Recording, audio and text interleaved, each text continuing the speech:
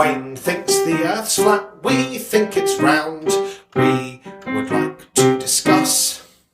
There's not a lot that rhymes with discuss, so we promise not to cuss. A friendly chat about the flat Earth or the round. Discussion abound. So let's see if this show is better than my rhymes. It's patreon.com/shamecity.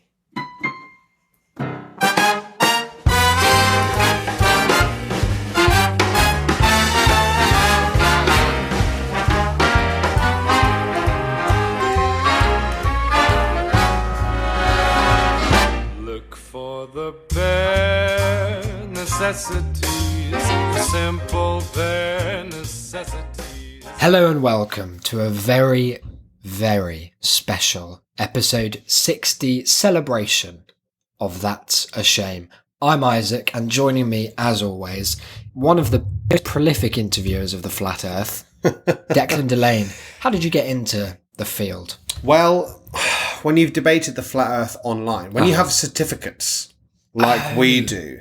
Are they from Wayne? No, they're not from no, Wayne. they're They're from a different flat Earth believer, claiming us to be like, I don't know, what is it, first degree sheeple or something? Sheeple, something like that. Something yeah. like that. When you have that kind of prowess, that kind of reputation, the business just falls to you. I guess so. I mean, who else are they going to call? A flat earther is up for an interview. They come to the people with the certification. And that's us. As you may be working out from our illusions, we have for you today, as promised. Can you believe that we've come through? We came through for the 60th episode. Here it is. Sickens me with delight. The good kind of sicken, like That's we've the had one. too much fudge. We have for you today an exclusive interview with Mr. Wayne Chipman. He's an American pal, prolific flat earther. We've talked about him before. He's quite the character. How do you think the interview went? We recorded it maybe half an hour ago now. Far better than I thought it might. Yeah, our approach, I suppose, was to try and we actually didn't talk about this before because we had no setup time. But like most things we've done together in our lives, winged it. Yeah, Wung it. did it through. Let's not say we wung something together. We'll be arrested. But we did it mostly through looks and glances. Yeah, and all of that sort of thing. But the approach that we settled on after a interesting start was to take a sideways look at the flat earther behind the flat earth theory. And I think you'll find that we unearth some new information about Wayne, perhaps shedding light on, if not the shape of the earth, the shape of his heart. Definitely not the shape of the Earth. Definitely not the first one, and probably not the latter either, but No. in a metaphorical sense. Before that, however, we were supposed to start our interview at 9. Declan rocks up at about 11:30, like It was something out of Creature of the Black Lagoon. 9:15. Swaggers up, presses the doorbell like I'm supposed to just come and Johnny, come answer. Well, you were. Yeah, well, I did. All right, so After back the off. second ring. Was it actually? Yes. For real? Mm. Interesting, because I thought I'd dreamt the first one. Where had you been? Why were you late? Well, I was late because... Why did you keep Wayne waiting? Well, I took my girlfriend and then also Mark You took Mark, friend and flatmate. to go and see the new Star Wars. Oh, I went to see a Star Wars. The Last The Jedi. Final Jedi. Yeah, the last one ever. Now, how was it? It was good. Yeah, I enjoyed I it. thought it was good. I thought That's I enjoyed it. that's sort of what I wanted to talk about, because we have mentioned between us the various levels to which people have and haven't enjoyed it. Oh, mostly haven't. And I feel like it's very strongly linked to our last episode where we talked about Black Mirror and people's responses to sci-fi. Well, look, I brought it up. Some are saying I'm ahead of the curve in that regard. Because I think not just in terms of realism, but in terms of the standards by which people hold the filmmaking is part of the issue. Part of my problem with people who loved the old Star Wars but don't like the new is that they have not a single leg to stand on. Oh, because you're saying because they're not the old films very- are extraordinarily poor. Now, Hang on. here's the thing, right? Is that it is an undeniably fun an enjoyable story. Yeah. It's like, it is, I think, probably, certainly in terms of franchise, the best example I can think of, apart from maybe Harry Potter, which I would enjoy more, of there are these good guys, there are these bad guys. You'll never guess what happens They're next. in a long-term war. It is fun. It is epic. Good the music music is incredible. I think the music is a good 70% of the quality. Yeah. But The rest is Frank Oz. if as your Yoda. perspective is that the old films are well written, acted, directed, or generally just made, you are incorrect. I mean, no one would argue that they're well written. Like, I've never heard anyone say that. I would be furious I've never heard anyone admit with that, but I think that is something that people hold dear to them, because That's one of the things that I have heard more than once as a complaint about the latest film is that the script was poor, the dialogue was poor. Oh, right. To which my response is, well, if that's your criticism of Star Wars, You must hate give OG up the whole Star Wars. thing, then clearly you must. No. But in there, it was like, it was knowing. It was too funny. knowing. It was too Marvel. But then also that the old ones weren't as funny, and Not that they enough were Marvel. sparing with their humour, and the new ones weren't Yeah. Wrong. sparing enough, which I think is a particularly poor criticism. Pretty of it, dull. which I've heard from more than one person. And again, like the thing about this latest film is that I enjoyed it enormously more than The Force Awakens, which I thought was Same. okay. But The Force Awakens was just like it was like a remake of A New Hope, Yeah. but with better effects. Yeah. While I saw it once. I was like, oh, that was cool. Never watch that again. I've seen that 4 times already when people have maybe watched A New Hope. Whereas the new one is fun. It was new. It was different. The scene, a slight spoiler, but not hugely. Yeah, the turn scene, off if you don't want a spoiler. The scene where she's Skip to Wayne. in the black room with the mirror Oh, yeah. is the best thing that's ever been in Star Wars. It was very nice. It was the most thought out. You are wrong, because the best thing that's ever been in Star Wars is, of course, England's Rose, Felicity Jones. But other than that... What did you think? For me, it's Rogue One, Last Jedi, Force Awakens. Yeah, I'd say so. Yeah, Much. but I thought it was a very fun film. Yep. I thought that I'm hyped for his trilogy, because he's doing his whole own one. I thought it looked hot as hell as well. Yeah. The final battle on the planet that's salt. The Planet of the Salt. Yeah, the With the white underappreciated and the red. concept. Very Yes. good. Very nice. It will be a planet of salt. You damn salty apes! Yes, so that's our Star Wars review. Done. I guess, yeah, it is. We have an email about Black Mirror, but I'm not going to read it because we want to get to the Wayne interview. We want to keep this short and sweet, get to the good stuff, but we will come back to that. I suppose the note is, because the battle continues to rage, of course, as it will do for a while. It burned really hot and bright, this fury, for a while, and I kind of assumed it would peter out quickly, but no, lingering. So not a day goes by that you don't see some snide, like, anti-Disney remarks now. No. And look, I'm against the big corporation as much as the rest of the persons on the world, but I own stocks in Disney. So everyone can So go, guys, if you fuck guys lay themselves. off, Isaac's got rent to pay. I think I own about 5 shares. It's quite tokenistic. But the continued thing I'm taking away is, like, the one that's stuck with me as the most annoying complaint is people who are like, yeah, but it just doesn't answer any of the questions that JJ set up. No. It doesn't owe you any. These are the same people who say, oh, the end of Lost, they didn't even tell you what the island was. Well, if that's the whole reason you watch to the end, you have so little happening in your life. It was Hawaii. The end.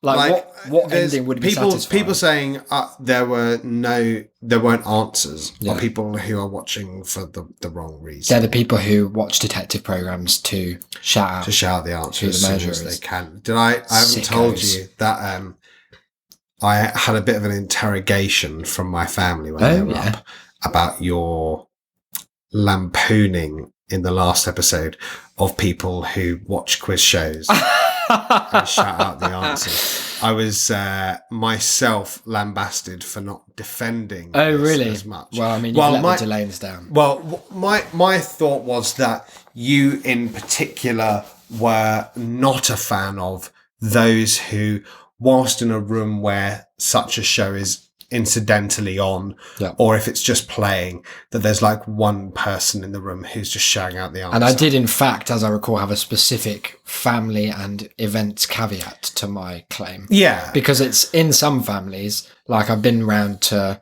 like an ex-girlfriend's house and they always watch University Challenge and always tried to like Carl Pilkington, except instead of just guessing the word egg for every question.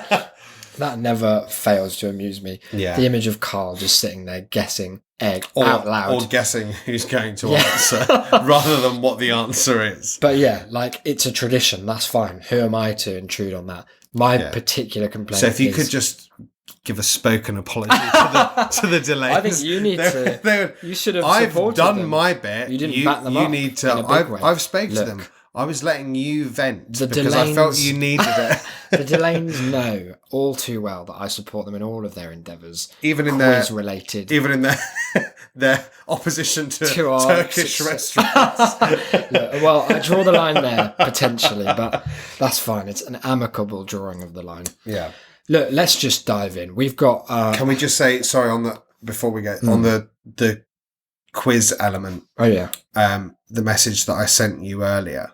Yeah. We've been watching a fair bit of catchphrase in the flat of Oh yeah. which we can't recommend enough. Old catchphrase. People might not know what catchphrase is. I don't know what sort of if reach you're from the US or the AUS, surely they've remade it. It's such a Must have simple done. concept. But it's essentially just a show in which you have a host next to a big He's TV Northern screen. Irish always, and he says, "Points mean prizes. It's good, but it's not right. Oh, it's good, but it's not right." He's got so many different ways of saying it. It's like, give us a taste. It's good, but it's not But right. it's not right. Something very emphatic indeed. And he's next to a big TV screen upon which is displayed a horrible series Yellow of the most pervert haunting...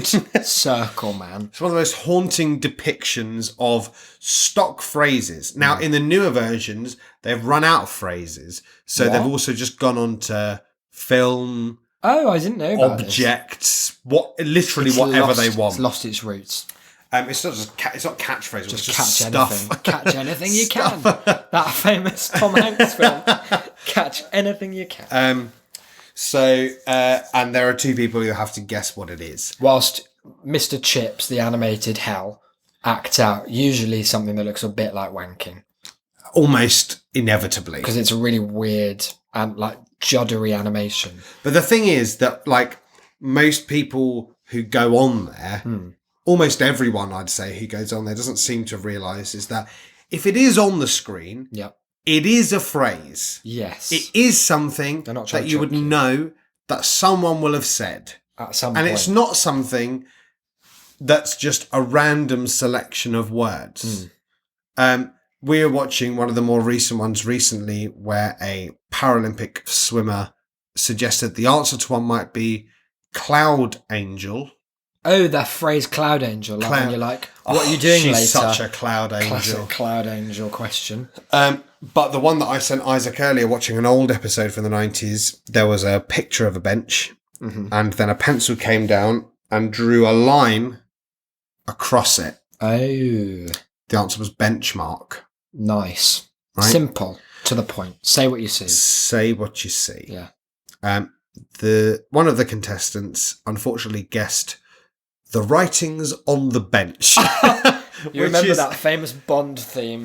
The writings on the bench.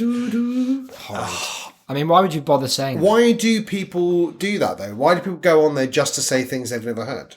Maybe you just are really insecure about your knowledge of phrases and you're like, well, I'm great at guessing. I just don't have the I don't want to be the dictionary guy of that phrases. hasn't heard of bug calendar, so I'll buzz in with it. It's very, very sad. Look, we're coming up to 14 minutes now. We need to get to the meat of the We show. do. People will Wayne be is rabid. waiting. I imagine there are some new listeners who have picked up especially to listen to Wayne. Champing at the bit. Stay on board with That's a Shame is what I'll tell you, new guys. We have this little phrase around these parts. Word of mouth is best of mouth. And if Wayne's word not Wayne's World, Wayne's Word has brought you into the fold, then have a seat, pull up a chair, stay a while, and listen to Mr. Chipman in all his earthly glory. His flat, earthly glory. See you on the other side. I wonder if it'll still work.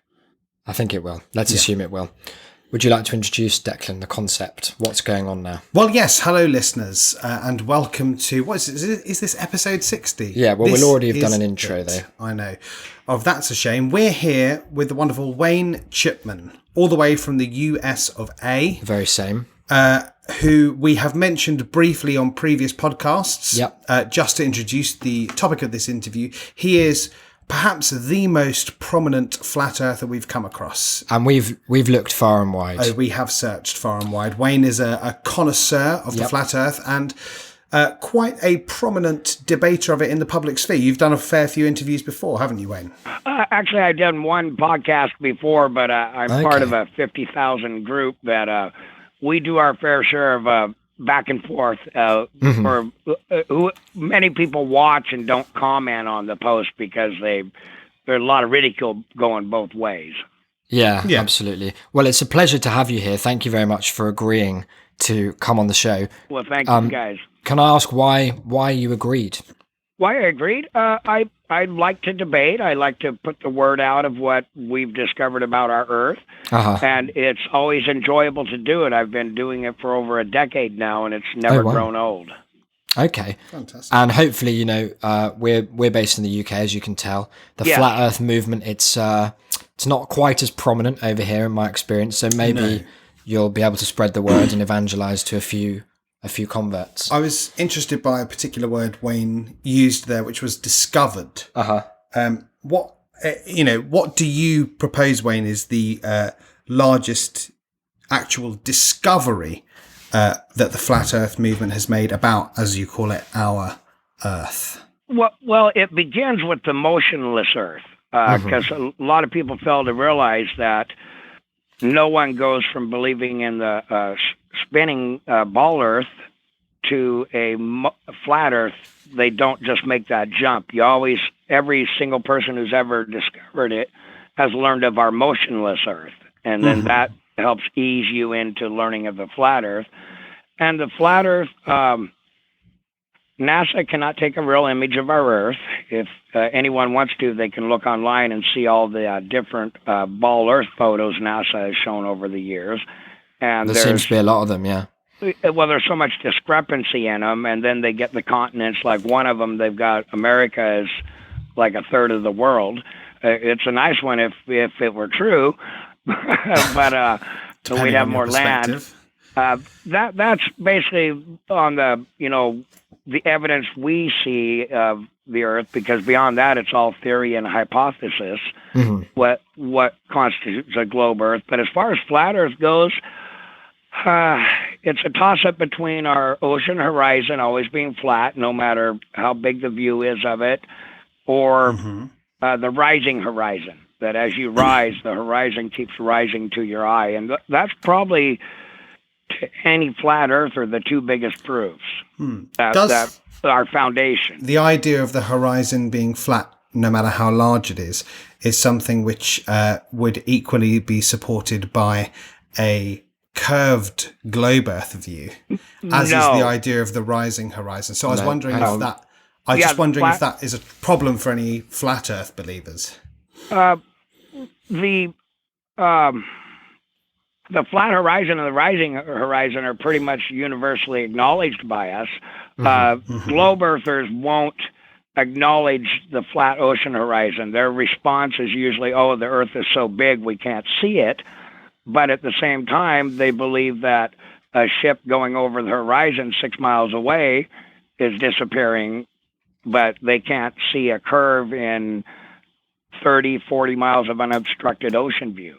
Sure. Okay. Well, look, Wayne, I'm no scientist. I'll be the first to admit my degree is in English. And I guess where we like to kind of navigate some new ground in the flat Earth movement, we see, as we have mentioned, you're a prolific debater on many of the flat Earth groups. We've seen your name mentioned, if not you yourself, diving into comment. And I've heard your previous podcast appearance. It was very, debating the facts. What I guess I'm more interested in is the experience from your perspective of what I can only imagine must be an extremely exciting time to be alive at the forefront of what for you is, a new discovery, like the very pinnacle of human thought at the moment. Can you tell me what it's like? Okay. So I'll start from the beginning. I used Sure. to believe we lived on a ball too. We were all raised that way. Yeah. Then about a bit over 10 years ago, I just ran across a really obscure video on YouTube where a guy was speaking of our motionless Earth. Mm-hmm. And then it's been just an awakening process. Before this, I had done a whole lot of research into money creation and more in line of finding out more history of our Earth. Uh-huh. But as far as the motionless flat Earth, minute it was brought to my attention, I searched through the internet, started actually just reasoning things out, and within 24 hours, I knew our Earth was motionless. It was just like, wow, this is truth. And it started out, I was just out in the driveway showing friends diagrams and stuff, because one friend of mine came up and was asking about it, and I explained to him. And at that time, it was over a decade ago, you could find almost nothing on the internet, as far as like star Dark trails, days. and just the information was not there. Yeah. And then a good friend of mine and me were kind of running neck and neck on discovering proofs beyond just what we had already learned. And it was kind of exciting racing them along, and it just was like endless research. Once you start researching. But what was that like? What did it feel like? It must have felt like you were onto something. Could you just take us back to that? Basically onto the truth. I'd already known that all of our history, so much of it is taught as a lie because those who win write the books. Right. And people have a short-term memory over things. So I'd already woken up to so much others that I probably wasn't as excited as some who just, heard about it and hadn't really researched too much else and came to believe it.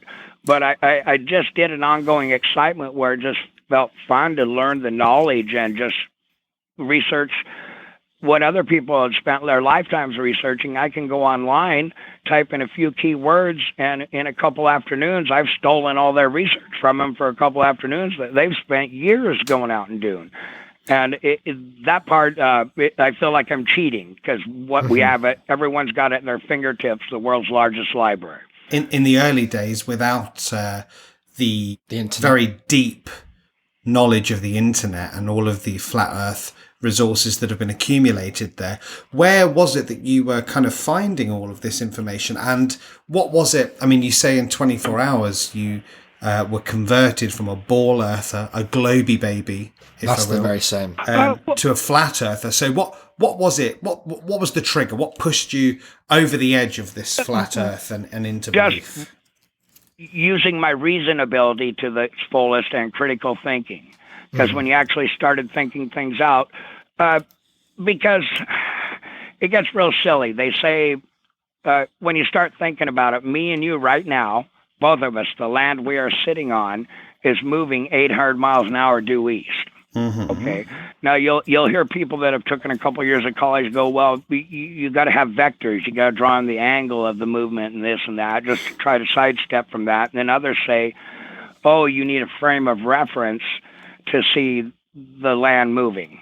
Well, no, you don't. I'm talking the actual Earth you stand on, according to science, spinning once a day, once every 24 hours, at the latitude me and you sit upon. We're going approximately 800 miles an hour due east.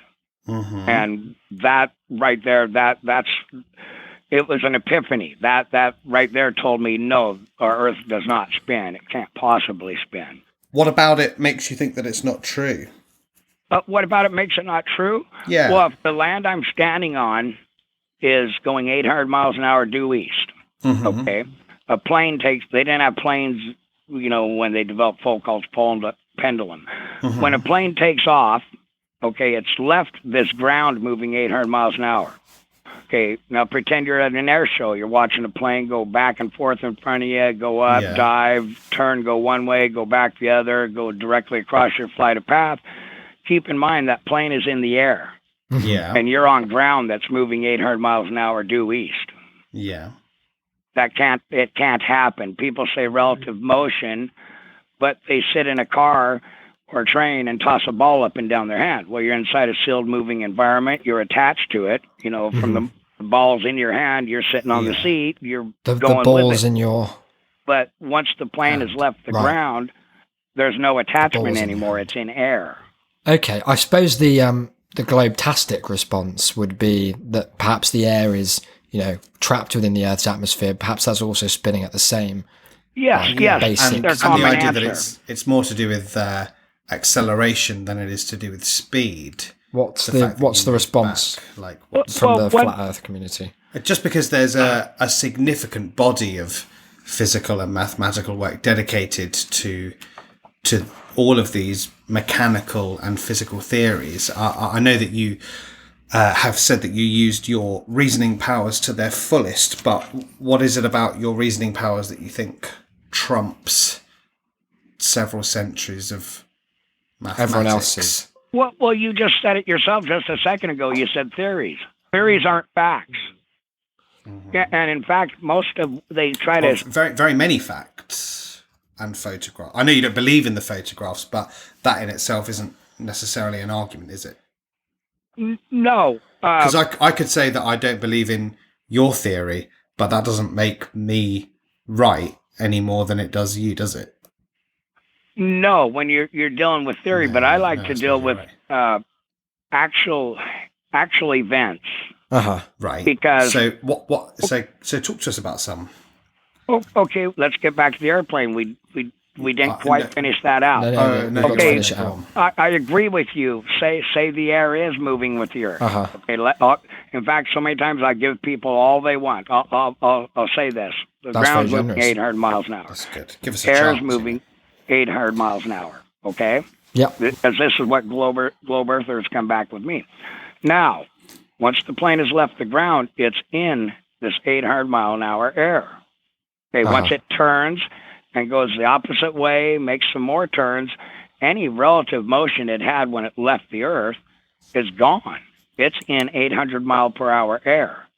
And how does 800 mile per hour air hold this plane in perfect sync with the turning ground below it, going 800 miles an hour, like Velcro? Well, it Like doesn't. Velcro. It doesn't, Wayne. That's why the plane moves in relation to us on the Earth.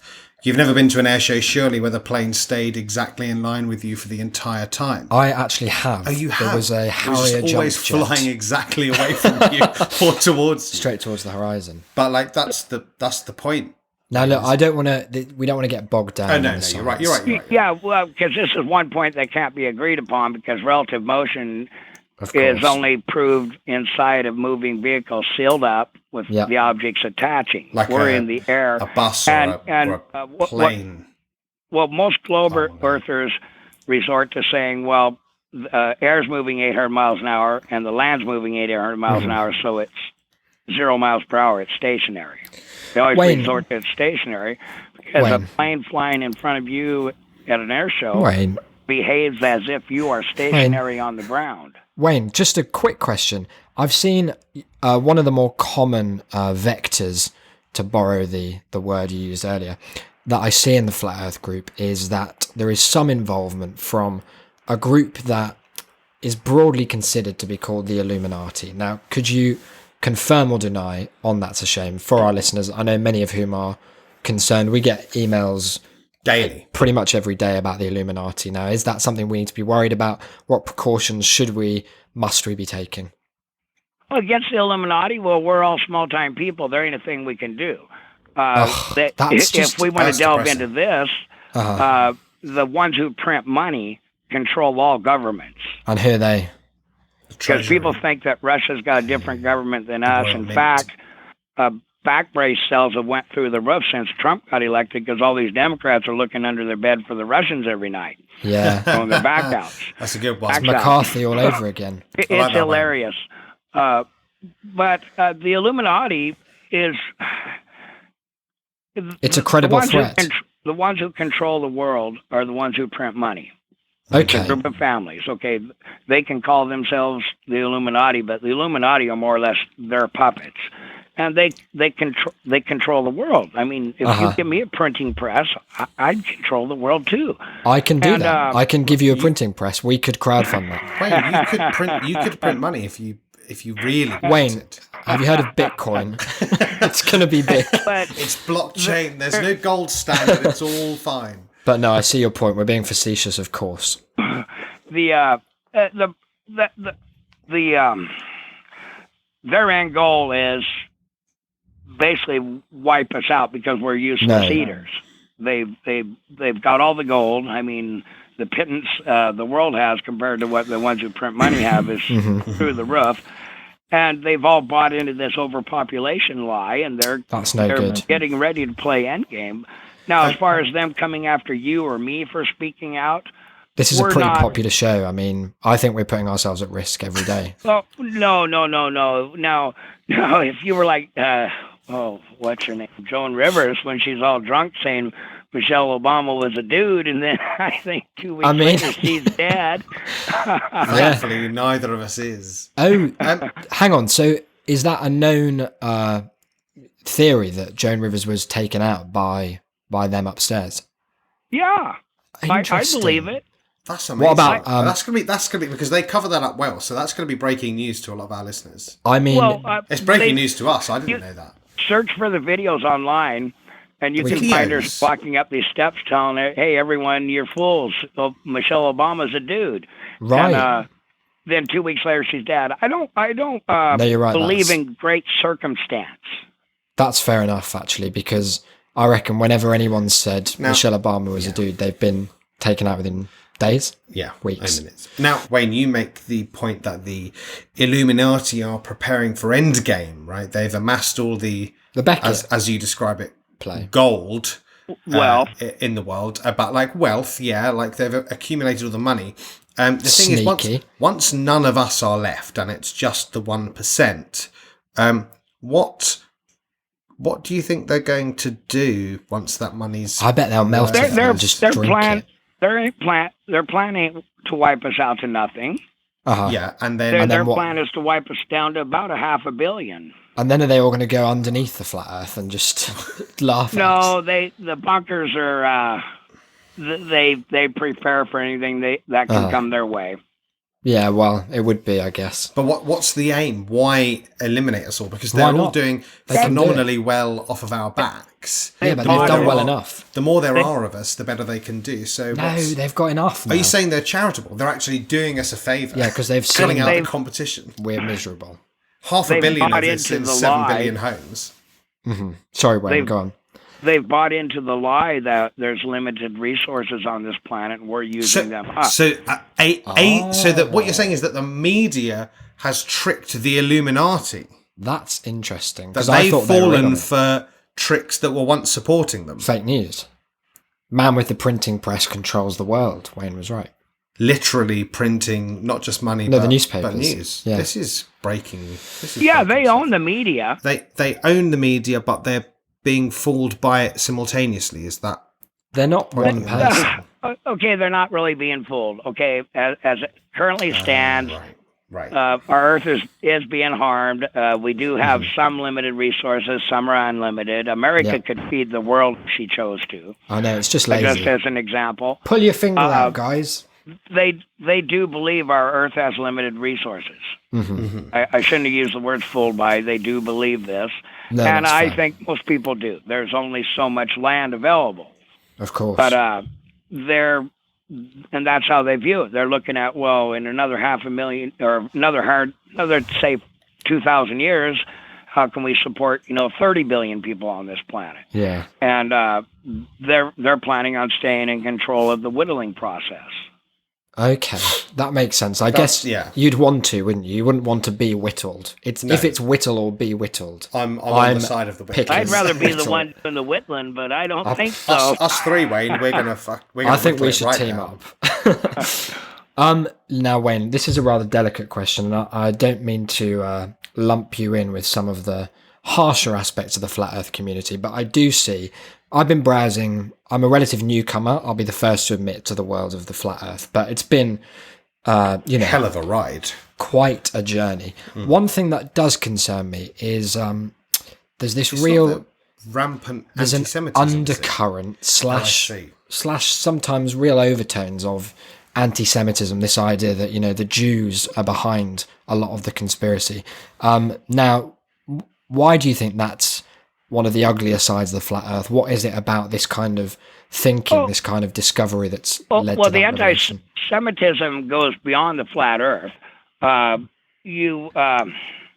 Basically, you can trace it back to, the fake Jews Jesus spoke of in the Bible, or Messiah spoke of the fake Jews. Poses. These are the ones that draw the hate. I mean, they're the Ashkenazi Jews or whatever, but they're the fake Jews Jesus spoke of. Right. This is why there's so much, and they control things. Now, they're all, base puppets of the, a lot of the Illuminati are them. I mean, the Rothschilds. Mm-hmm. A lot of it's laughed at, of course. I mean, 9 out of 10 people are going, well, that's too funny. No one controls the world. How could they keep it a secret? They realize they don't got to keep it a secret. I mean, anyone with common sense can go back to the Napoleonic Wars, where Napoleon met his Waterloo, and find out that Rothschild sent a message to England before anyone else could, that the English forces had lost, caused a stock market crash, bought the stock market up, and 3-4 days later the courier comes in, oh no, England won. So the flat earthers as a group, it's not part of the kind of flat earth manifesto that the Jews are de facto bad. That's just perhaps some fringe elements. Fringe, yeah. Yeah. Maybe it's, now this leads me on to another question. I've read a lot of, particularly in the large flat earth group. Should we name it? Should we advertise it, Wayne? The original flat Earth versus sphere. Exactly. That's them. Get on board, everybody. Yeah, you can. We'd love to have more members. Sure. Well, I'm sure we'll get some off the back Absolutely. of this. Certain of it. One thing I see every so often is this suggestion that covert psyops-esque elements from the Globe lobby are, finding their way into groups like this in an attempt to subvert the discourse. Does that match with your experience? Yes, it matters, because they can steer some newcomers away. But I've come to pretty much the conclusion that most people who come to these groups and join them have already made up their mind on what side they are. So, there's people out there that just can't let go of the ball, and they spend more time in these groups than the flat earthers do. Yeah. I'll be honest, I'm guilty. That's Declan. That's actually all Declan. I can't let go of the ball back. And we do have paid disinfo agents. They're minimum wage workers. They sit at. They only get typewriter. minimum wage for that. What? They only get don't minimum need to wage. pay more than that. That's guess, basically what they make. And they type away, and they got their playbooks in front of them. I can usually point them out. They'll repeat the same questions that have been asked 400 times before in the last 5 days. What about the ones who pose as believers in the flat Earth? They seem to me the more insidious ones. They are. They're really insidious, but I can usually expose them.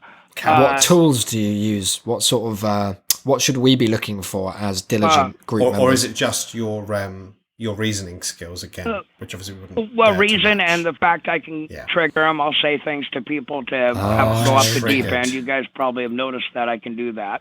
And bunch of cucks, those but if flyers. I suspect one, then I usually attack it, and I get them enraged, and they expose themselves.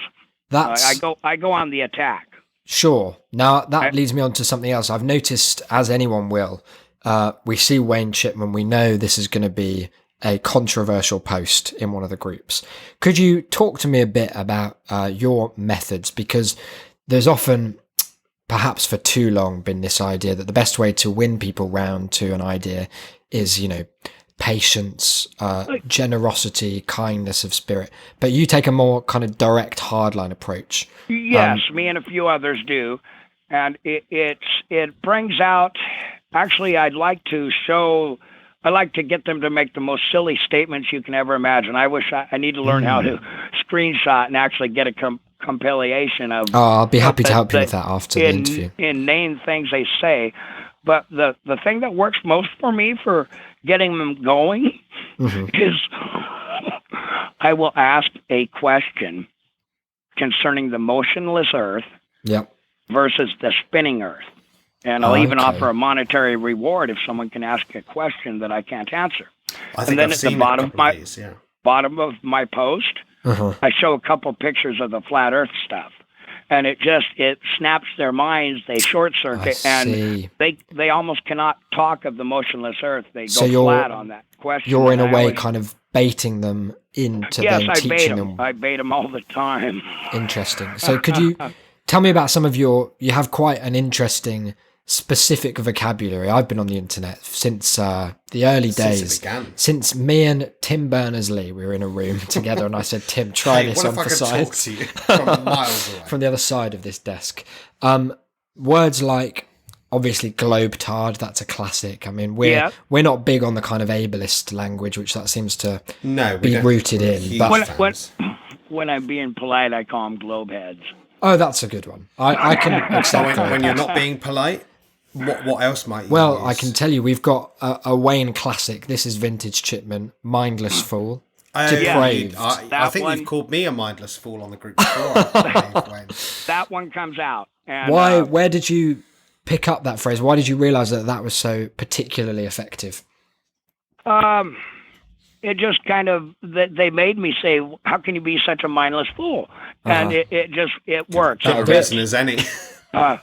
Because the flat Earth versus the globe Earth, it's a moot point. It's not even worth arguing about Oh, Oh, is if it you really want to not? know the truth. Oh, but surely there's some value in so are you teaching saying people therefore that further. you have a kind of?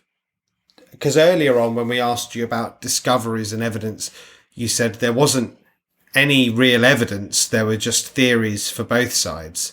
But now you seem to be saying that that it's a moot point, that it's decided, that it's a definite win for the flat Earth. So is there something in particular scientifically that you've kind of been holding back on us, and indeed for the group, kicker. What just makes to it kind a of moot really point? end the show with a bang? Okay, what makes it a moot point? Why there's no reason to debate it because it's a never-ending debate.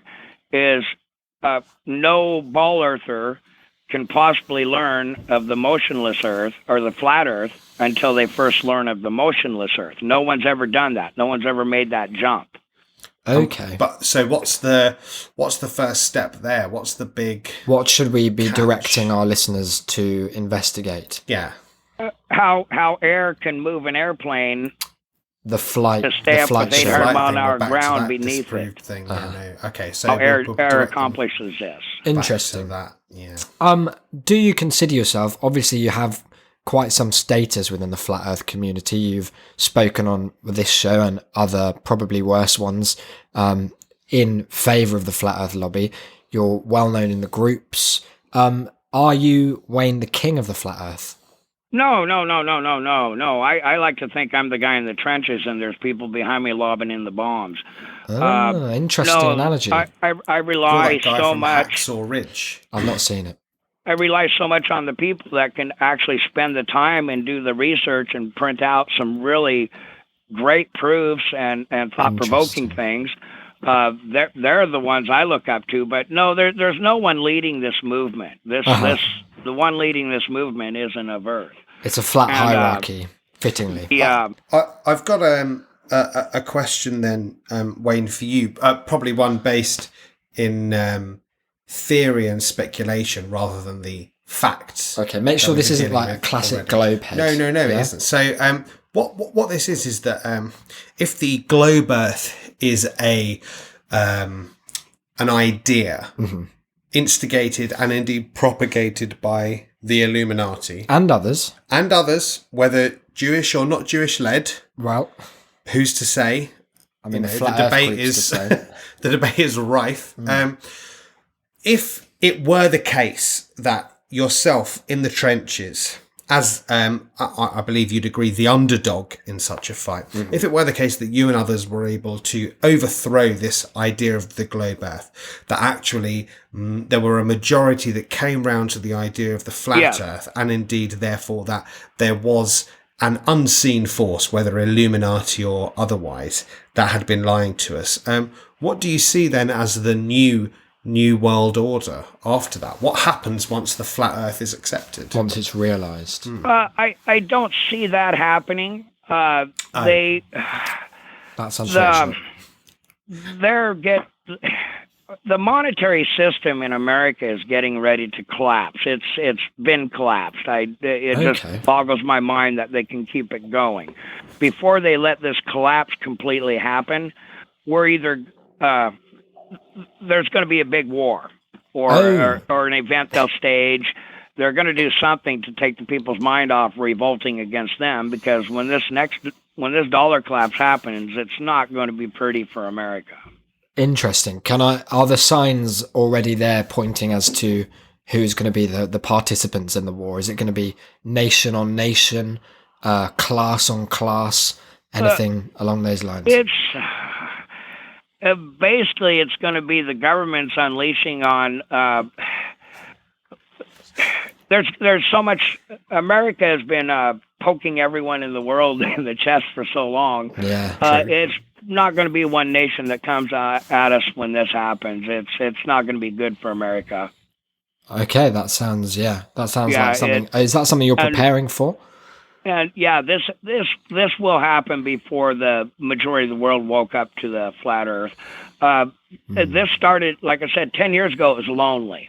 I'd go on sites and I'd just be facing 20, 30, 40 people ridiculing me, and I'm just, hey, I can dish it back. And then over the years, there's been a couple books printed by people, and the videos on YouTube just grew to where you just got to type it in and how many do you want to watch. And I've seen it grow. That's been my most rewarding experience, was to see these numbers grow to where now, I'm part of a 50,000 person group. I love it. So now that the group is stronger, again, wanting to get to know Wayne Chipman, the man behind the myth. Exactly. Now that the group is so strong, you seem to have found lots of compatriots, lots of comrades, lots of friends. Have you found any romance within the flat Earth world? I'll tell you this: flat Earth chicks are beautiful inside and out. But no, I haven't found no romance. Yet, Wayne. That's the important bit. Keep looking. I was divorced years back, and I stay celibate. I'm waiting for the right woman to come along, and that's admirable. If the Lord's willing, then it be. But if not, I can accept that. Have you considered maybe kickstarting, crowdfunding some sort of flat Earth dating site? Because obviously they have very niche ones now, like elite singles. There's ones for people in uniforms. No. I don't have the time or inclination for that. No, that's fair. What I do want to do is I have a knack for bringing out the worst in people when I really put my mind to it. I want to set up a roadside stand. I want something to happen to make the stations start paying a little attention. That's an interesting dating. It's time mainstream media started, actually paying more attention to this, because they're being left out in the dark. Now, something else that I'd like to jump on there that you mentioned. You said if the Lord wills it, in reference to your own celibacy. Yeah. Now, so is your flat Earth devotion related then to your religious devotion? Or is do that you feel that they're intrinsically linked? That those who believe in one should or indeed must believe in the other, or do they happen to be different beliefs? You don't have to believe in our Creator to believe in the flat Earth, but once you believe in the flat Earth, you'll believe in it. When I set out to prove the motionless Earth to myself, I stayed completely away from the Bible. I did it on a scientific standpoint. And there's just so much evidence for the motionless Earth. Most people don't really want to talk too long about me. It makes them uncomfortable. They suffer cognitive dissonance. But after I had proved beyond a shadow of a doubt to me that our Earth is motionless, if you go to the Bible, it flat out states we're a motionless Earth. Was that a pun there, Wayne? Flat out states. I like it. Are you being clever with this? First Chronicles 16:30, Psalms 93:1, and Psalms 96:10, King James Version of the Holy Bible, Uh-huh. all That's state one of my top three. without a question that our Earth is motionless. Right. So was Jesus a flat earther? Well, of course.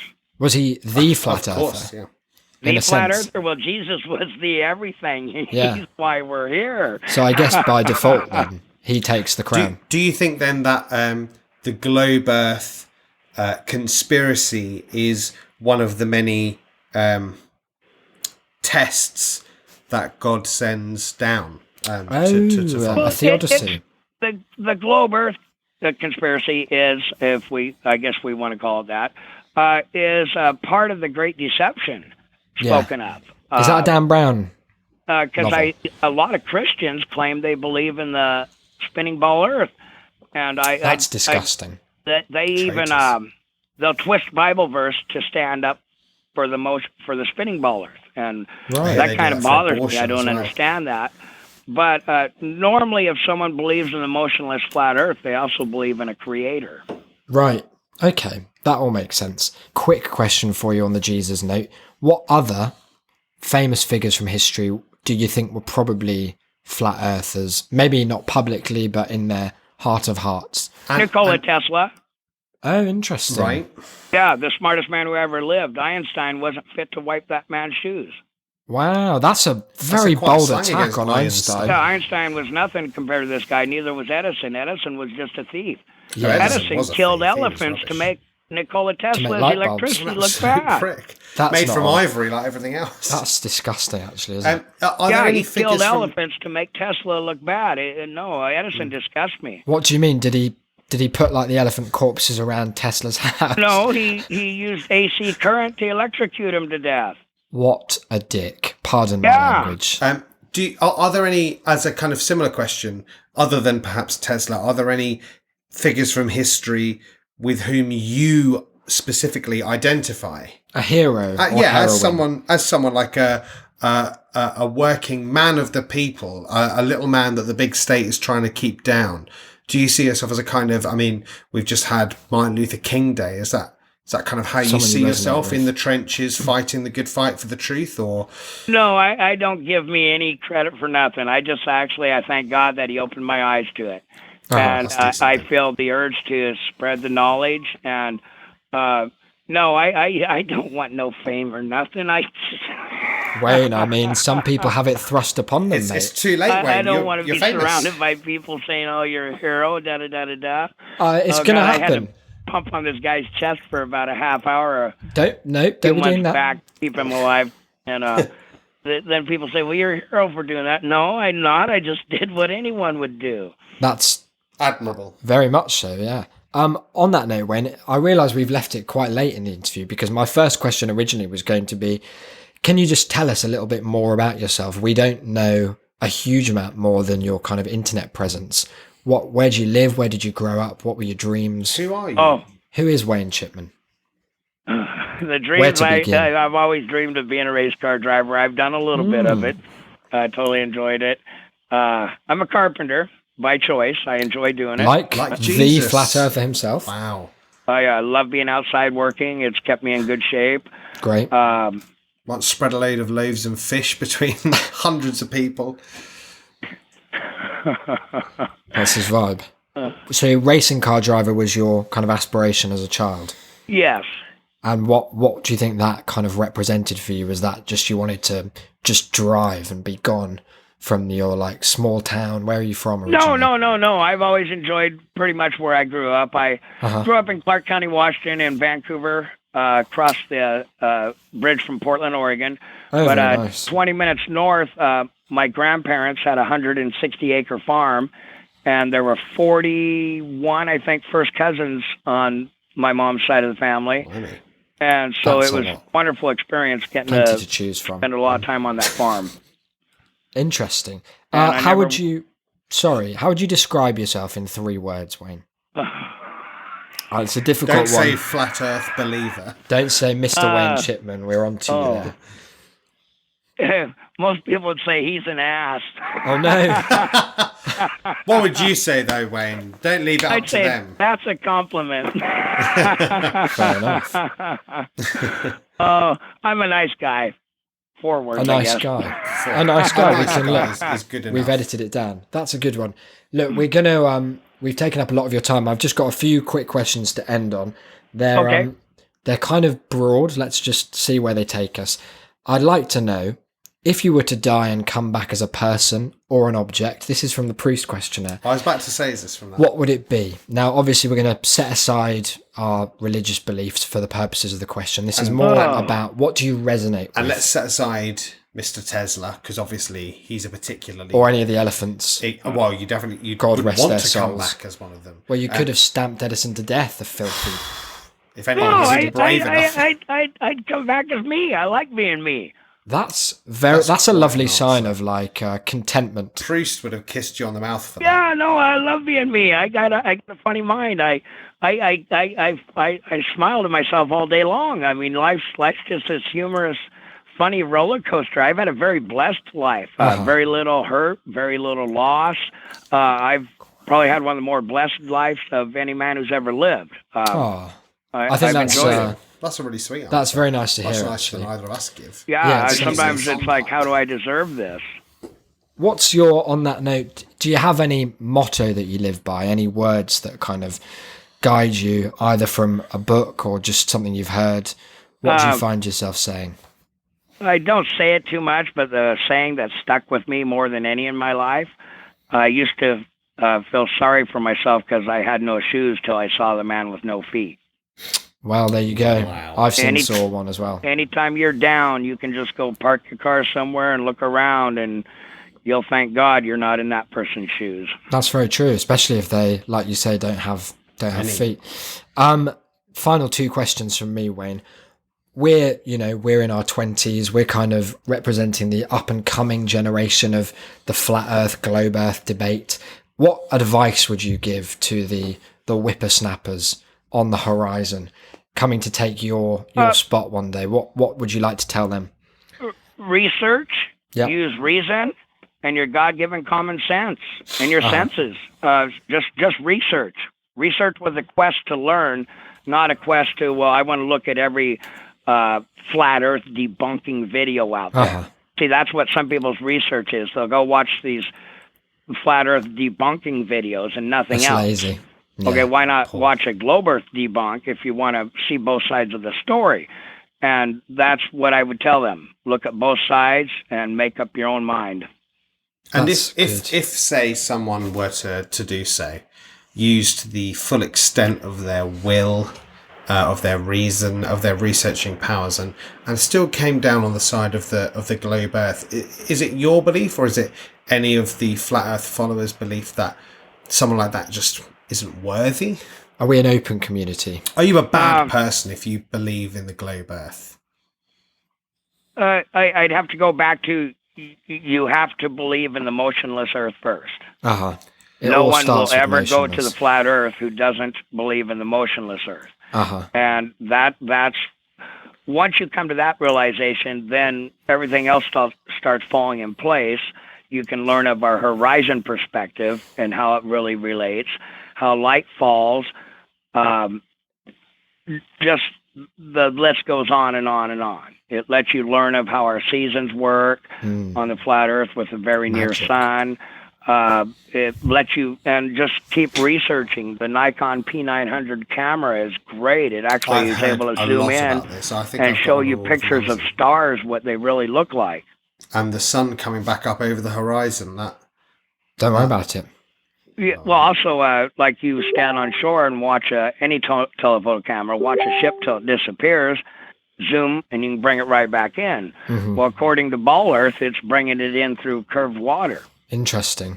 Yeah, you got a magic telescope that sees through water, I guess. Yeah, could be. Wayne, tell me, let's end on one thing. What should the world know about Wayne Chipman? You're an enigmatic chap. You have a very specific image and space in people's lives in the flat Earth community. Certainly in ours. And certainly in ours. And in the show's lineage, what should people know? What might surprise them? What's the real Wayne Chipman? I speak truth and deal in fact. And that's all there is to it. Wayne, you've been a fantastic guest. Thank you so much for coming on the show. Hey, it's thank a you pleasure. guys. It was funner than heck. Oh, that's very kind of Wonderful you. to have you. Lovely to meet you in person, Wayne.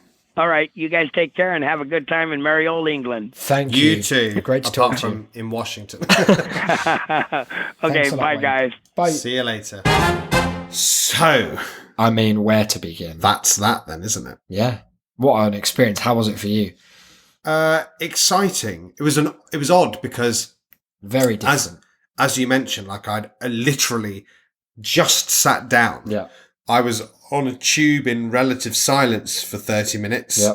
I walked to the door. I came in, sat down, and there we were With with Wayne Mr. Chips. on our lap, so to speak. Yeah, so it was odd, Uh-huh. but it was fun. I'm glad that we managed to make it not quite as vitriolic Yeah. or combative We're as a not lot about of the dialogue aggression. on the Flat Earth group. It's not our Though Wayne hasn't necessarily held up his end of the bargain on that front. So while I was preparing for the show, a phrase which here means just shouting questions into my Google Home so they would write them down for me, I noticed a little group post in Flat Earth versus the Globe. It's been renamed since our day. Hey, all you Globe tards. I'm taking part in a podcast at 1 p.m. Pacific today. Sorry, just who's this post by? Oh, it's Wayne. Oh, it's the Wayne Off of Interviewed. off of interview. Off of that interview, what we just and did. what did he call us? Globe tards. Well, no, not us. Okay, no.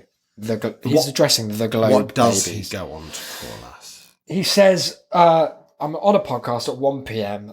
They are a group from England, which I think makes us sound like a kind of Steps tribute Shit band, band, yeah. of two. No Oasis. And it's called That's a Shame.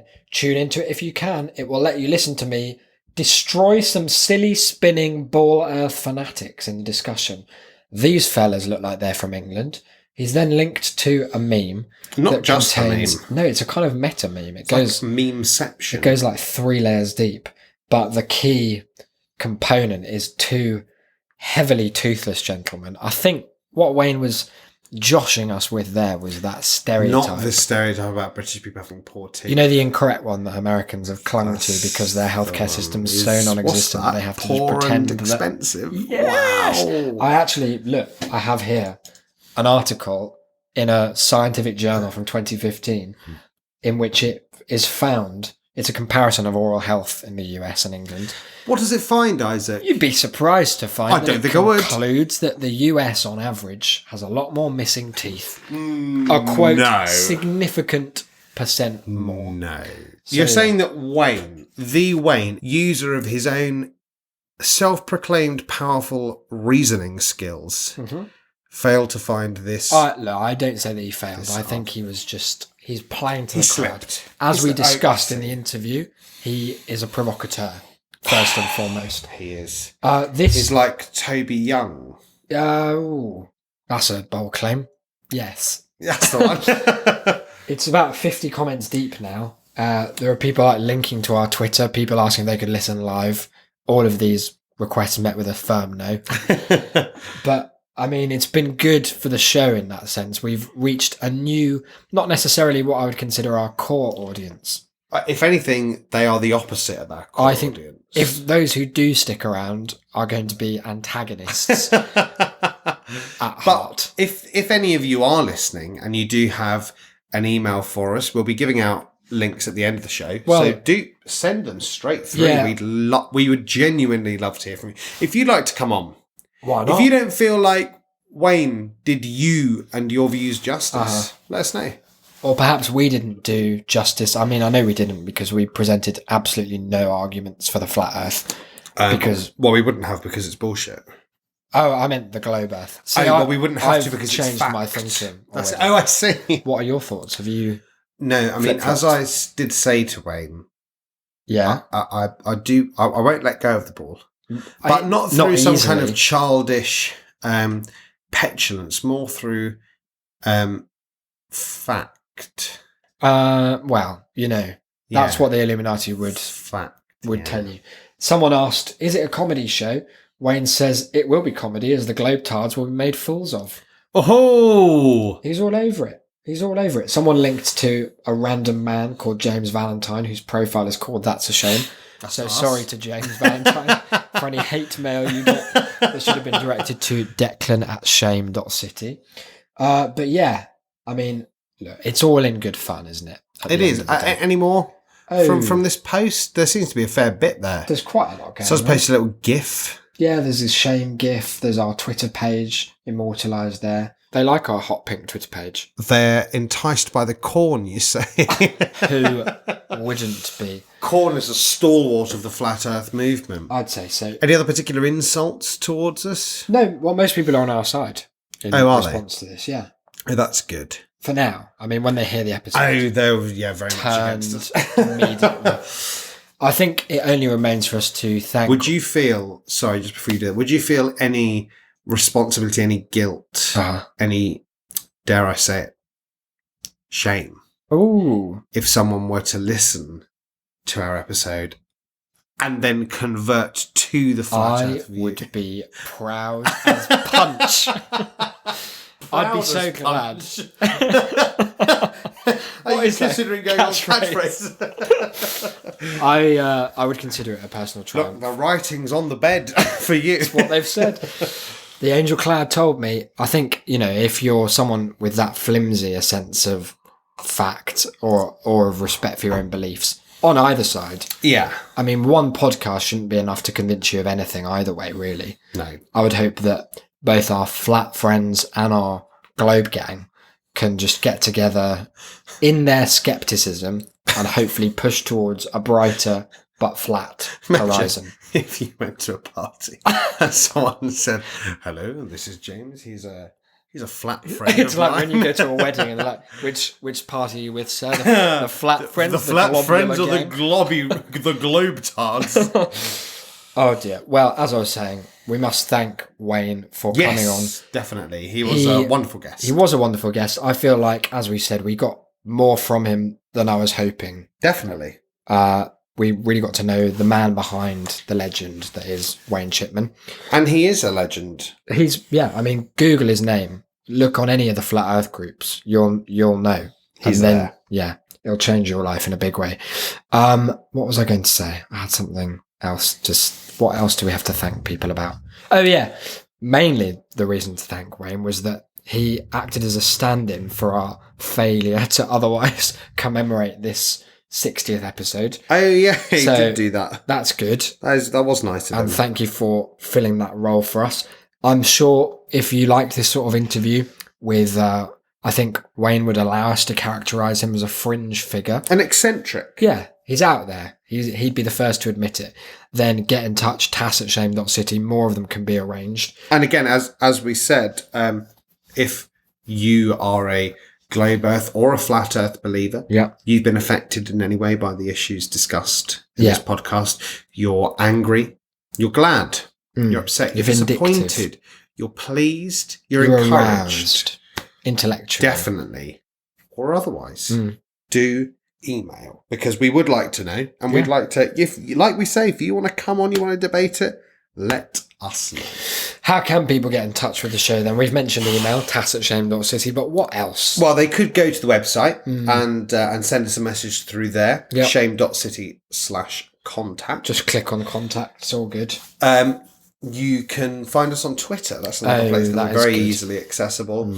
At That's a Shamecast, as many in the Globe Earth versus Flat Earth group already know. At That's a Shamecast for the show. I'll say it again. At Isaac BD for Isaac. That's ISAAC. Wow, you said the real spelling. BD. Well, I actually want you to be abused by some people. Oh, good. That's why. At Cynical Declan for Don't worry about how that's spelt. However you want. Just have a guess. I'm the only one. If you enjoyed the show broadly beyond just this 60th episode special bonanza, then consider leaving a review. It costs you nothing but a couple of minutes and it helps us in some way. Shame.city/reviews, or just search on iTunes. Subscribing there is also helpful, and we mentioned it before, word of mouth. It remains the best of mouth. Tell a friend about the show. What I want to see is photos of you cajoling people into an attic, playing the... Or a basement. It's up to you. I leave that open to your discretion, listener. I want an FDR fireside chat vibe. You press play, you Shed dim at the the bottom of the lights. garden. Sure, why Into not? your car. But crucially, you have to be sitting in a circle. There has to be a slight seance vibe. But yeah, no, definitely. Otherwise, why bother? Definitely. Don't get out of bed for anything less. That's what we'd say. Until next time. One hell of an episode, by the way. May I say. Hell of a Just show. thought I'd get that in there. Until next time, episode 61. I've been Isaac. You've been. I've been Declan. And Wayne was Wayne. And we shall see you and him in the next life. Bye, guys.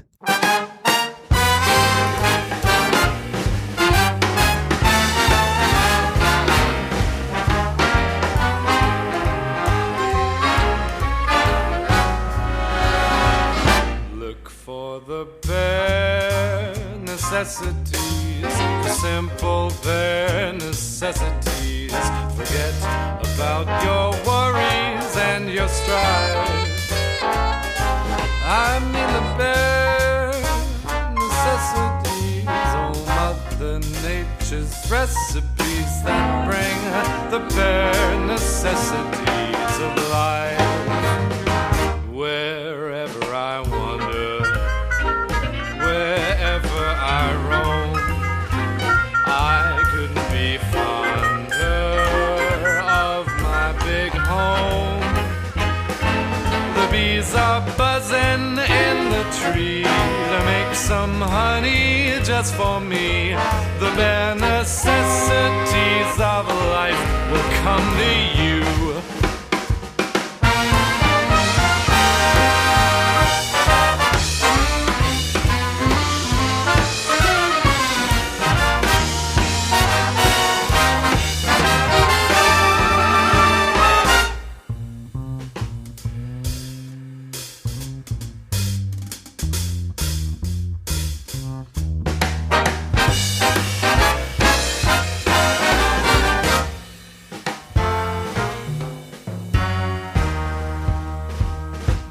For the bare necessities, the simple bare necessities. Forget about your worries and your strife.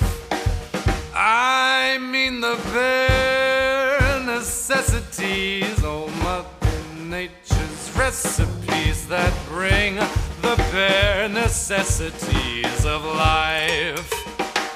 Wherever I wander, wherever I roam, I couldn't be fonder, my new home. The bees are buzzing in the tree to make some honey just for me. The bare necessities of life will come to you. Necessities, the bare necessities, the bare necessities of life will come to you.